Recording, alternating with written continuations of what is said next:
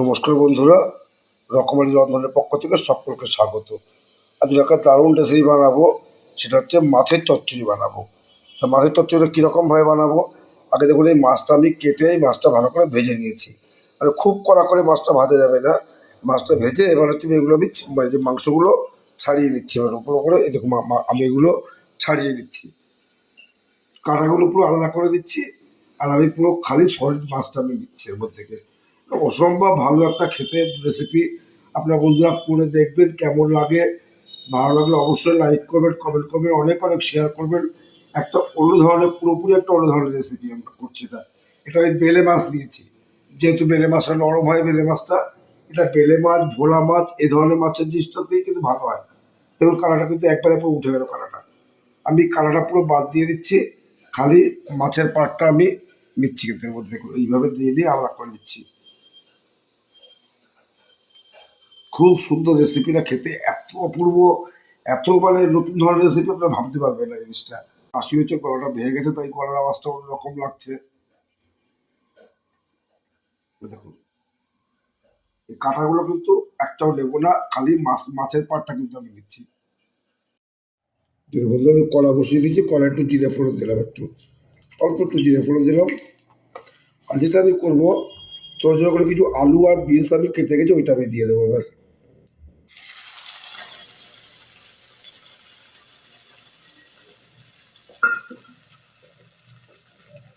অত্যন্ত সুস্বাদু খেতে, হিসাবটা করে দেবে বন্ধুরা। খুব চটজলদি রান্নাটা হয়ে যায় এবং খেতে অত্যন্ত ভালো খেতে। ভাজা মাছের ঘন্ট, ভাজা ভাজা চচ্চড়ি, এটা তো অনেকেই খাননি, এবার একটু খেয়ে দেখবেন জিনিসটা। কিচ্ছু খালি আলু একটু ভাজতে হবে লাল করে। পেঁয়াজ, রসুন আর কাঁচা লঙ্কা কুচিয়ে দিয়েছি। রসুন, পেঁয়াজ আর কাঁচা লঙ্কা, দুটো পেঁয়াজ দিয়েছি মাঝারি সাইজের, আর 10-12 কোয়া রসুন দিয়েছি, আর 6টা-7টা কাঁচা লঙ্কা দিয়েছি, দিয়ে আমি এটা এবার দিয়ে দেবো।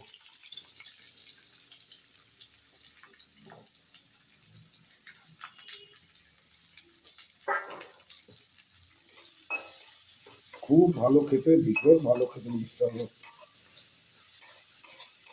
একটু একটু ভাজতে হবে, অল্প একটু ভেজে দেবো পেঁয়াজের কাঁচা গন্ধটা দেওয়ার জন্য। ওদের 1 চামচ ধনে গুঁড়ো দেবো আমি,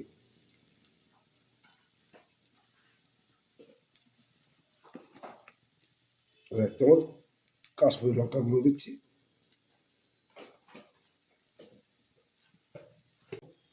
টমেটো কেচাপ দিচ্ছি, এই আর কিচ্ছু লাগবে না এর মধ্যে।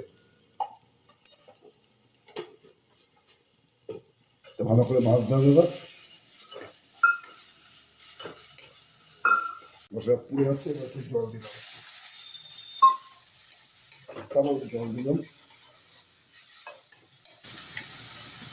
হলুদ দিলাম,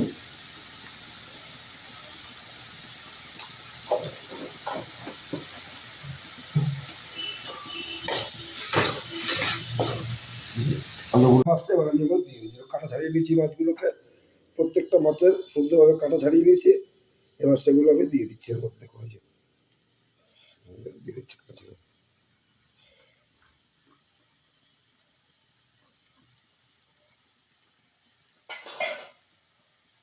অত্যন্ত সুস্বাদু রান্না করবেন। সেটা ভালো করে মাখাতে হবে।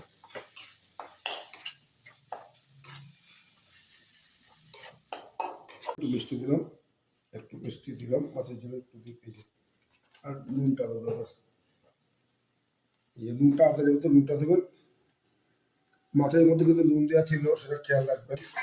মাছটা ভেজেছিলাম, তার মধ্যে কিন্তু নুন দিয়েছিলাম।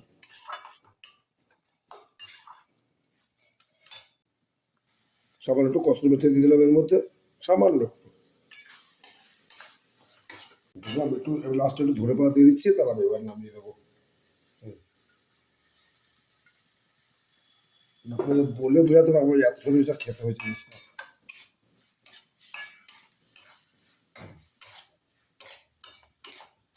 দেখুন বন্ধুরা, রান্নাটা পুরোপুরি কমপ্লিট।